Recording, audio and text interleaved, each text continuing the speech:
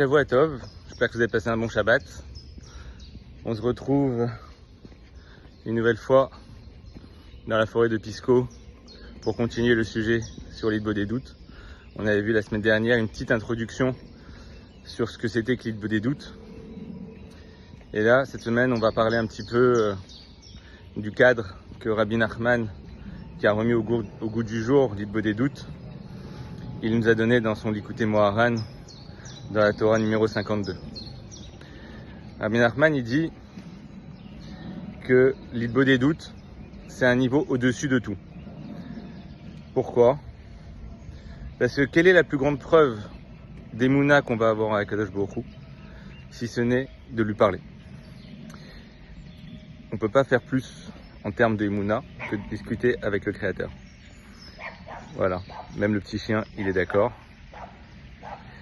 Et donc, quand on va faire l'Hitbod Edut, on va parler avec le Créateur, et c'est la plus grande preuve de sa présence.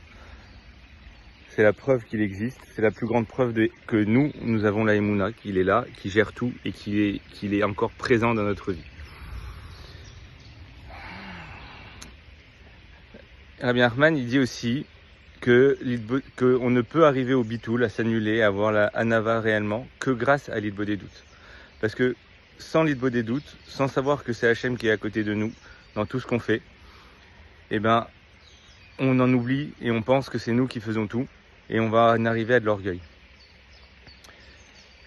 Alors, comment pratiquer l'Hitbod Edut? Rabbi Nachman, lui, il préconise d'aller dans la forêt, d'aller s'isoler dans un endroit où il n'y a personne, de préférence la nuit, pour être sûr de ne pas être dérangé par quelque individu que ce soit. Et voilà, de le faire la nuit dans la forêt et de parler au minimum, de s'isoler au minimum 1 heure. Alors aujourd'hui, aller s'isoler dans la forêt la nuit, je vous conseille pas trop, c'est un peu compliqué. On n'a plus trop l'habitude de ce genre de pratique, mais ça peut se pratiquer chez soi, dans la maison, dans une chambre, dans son lit, à condition de ne pas s'endormir évidemment. Et le plus important surtout, c'est d'être à un moment où on est sûr qu'on ne sera pas dérangé par personne.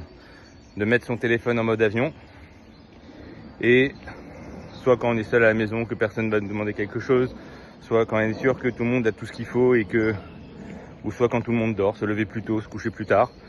Et là, on peut pratiquer une Hitbod Edut comme il faut. Voilà. Alors, pourquoi est-ce que Rabbi Nachman, lui, préconisait dans la forêt? Pour plusieurs raisons. Déjà, premièrement, quand il y a du monde dans la journée, dans des endroits dans la ville, l'endroit va être imprégné des mauvaises mœurs des gens qui sont passés par là. Dans la forêt, très peu de personnes passent, voire personne, et donc c'est propre de toute mauvaise influence.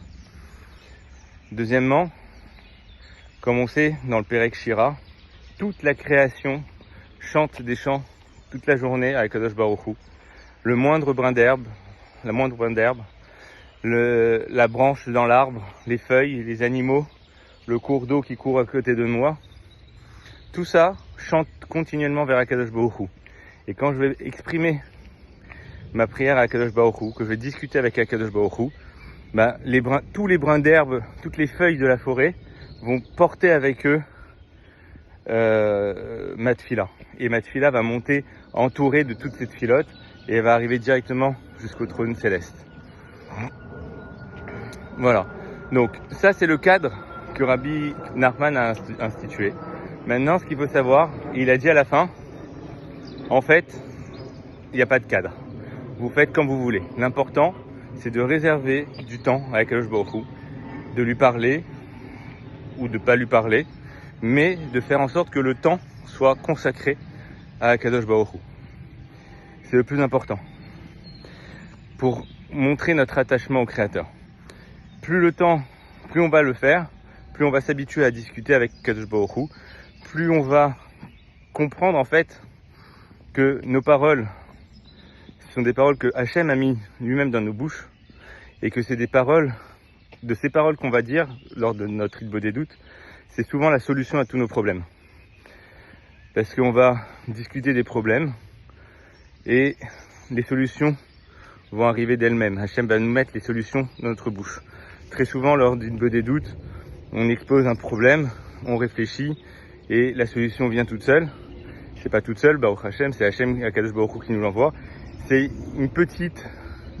un petit roi HaKodesh, entre guillemets, où on discute avec Akadosh Baruch Hu, Akadosh Baruch Hu met dans notre bouche les paroles qui nous font du bien.